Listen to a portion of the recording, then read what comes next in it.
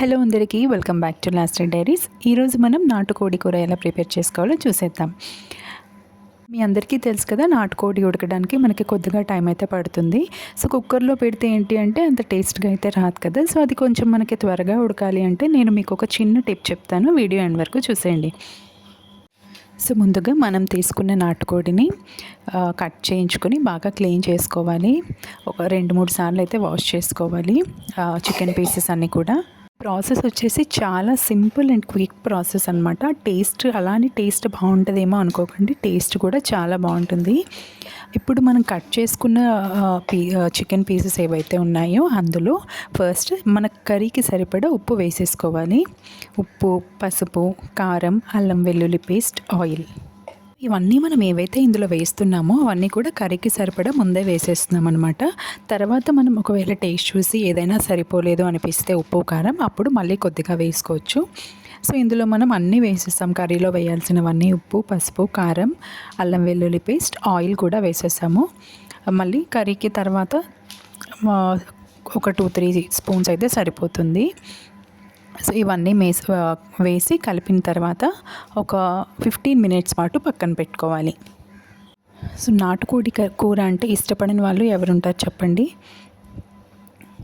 ఇప్పుడు మనం దీన్ని కాసేపు పక్కన పెట్టేసి కర్రీకి కావాల్సినవన్నీ రెడీ చేసేసుకుందాం. ఆనియన్స్, పచ్చిమిర్చి అన్నీ కూడా రెడీ చేసేసుకుందాం. ఇందులో మనం గరం మసాలా కానీ చికెన్ మసాలా కానీ వేయలేదు, అది మనం కర్రీ ప్రిపేర్ చేసినప్పుడు అందులోనే వేసుకుందాం.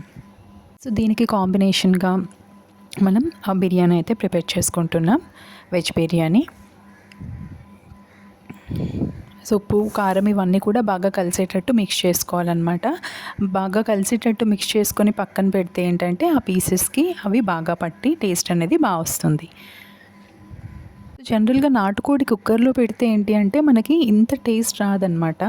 సో మనకి కర్రీ కొంచెం ఫాస్ట్గా ఉడకాలి, టేస్ట్ బాగుండాలి కుక్కర్లో పెట్టకుండా అంటే అందులో మీరు ఒక 2 చెక్కలు, వక్కలు అంటారు కదా, అవి కానీ వేశారంటే మనకి నాటుకోడి అనేది చాలా ఫాస్ట్గా ఉడికిపోతుంది. సో ఇప్పుడు మనం కర్రీ అయితే ప్రిపేర్ చేసేసుకుందాం. ముందుగా కర్రీకి మనం ఆల్రెడీ అందులో కొంచెం ఆయిల్ వేసాం కాబట్టి ఇంకా ఎంత ఆయిల్ అయితే పడుతుందో అంత తగినంత ఆయిల్ తీసుకొని ఆవాలు, జీలకర్ర, అండ్ ఇందులో మనం ఎలాంటి పచ్చి మసాలా కూడా యూస్ చేయట్లేదు. టొమాటో పేస్ట్ కానీ పచ్చి మసాలా కానీ ఎలాంటిది కూడా యూస్ చేయట్లేదు. సో అందుకే మనం ఇందులో మసాలా దినుసులు అనేవి యూస్ చేస్తున్నాం అన్నమాట. ఇప్పుడు తాలింపులో మనం ఆవాలు, జీలకర్ర, ఉల్లిపాయలు, పచ్చిమిర్చి, కరివేపాకు ఇవి వేసుకున్న తర్వాత మీరు ఎంత ఘాటు అయితే కావాలనుకుంటున్నారో మీ ఘాటుని బట్టి, ఒకవేళ ఎక్కువైతే ఎక్కువ తీసుకోవచ్చు, లేదు మీకు కొంచెం ఘాటు తక్కువ కావాలి అంటే తక్కువ మసాలాస్ తీసుకోండి. ఇక్కడ చూసారు కదా, మేమైతే ఈ క్వాంటిటీలో మసాలాస్ తీసుకున్నాము. ఇప్పుడు ఇవి అందులో డైరెక్ట్గా వేసేస్తున్నాం, ఎలాంటి పేస్ట్ కూడా మనం ప్రిపేర్ చేసుకోలేదు. సో ఇవన్నీ కూడా బాగా మగ్గనివ్వాలి. ఈ ఆనియన్స్, మసాలా అన్నీ కూడా బాగా మగ్గనిచ్చాక మ్యారినేట్ చేసిన చికెన్ ఇందులో వేసుకోవాలి. సో ఇంకోవైపు బిర్యానీ అని చెప్పాను కదా, ఇంకోవైపు వెజ్ బిర్యానీ అయితే రెడీ అవుతుంది. సో ఈ రెండింటి కాంబినేషన్ అయితే నిజంగా ఎక్సలెంట్. సో ఇప్పుడు మనం మ్యారినేట్ చేసిన చికెన్ అందులో వేసేసాము. సో ఇది చాలా క్విక్ అండ్ ఈజీ ప్రాసెస్ అనమాట. సో ఇక్కడ మనం చికెన్ మసాలా అయితే తీసుకున్నాం, ఎలాంటి గరం మసాలా యాడ్ చేయలేదు, ఎందుకంటే మనం ఆల్రెడీ మసాలా దినుసులు వేసాం కాబట్టి చికెన్ మసాలా అయితే వేసుకున్నాము. ఇప్పుడు ఇది మొత్తం కూడా కలిసేటట్టు బాగా కలుపుకొని నీళ్ళు వేసి చికెన్ ఉడికించుకోవడమే, అంతే.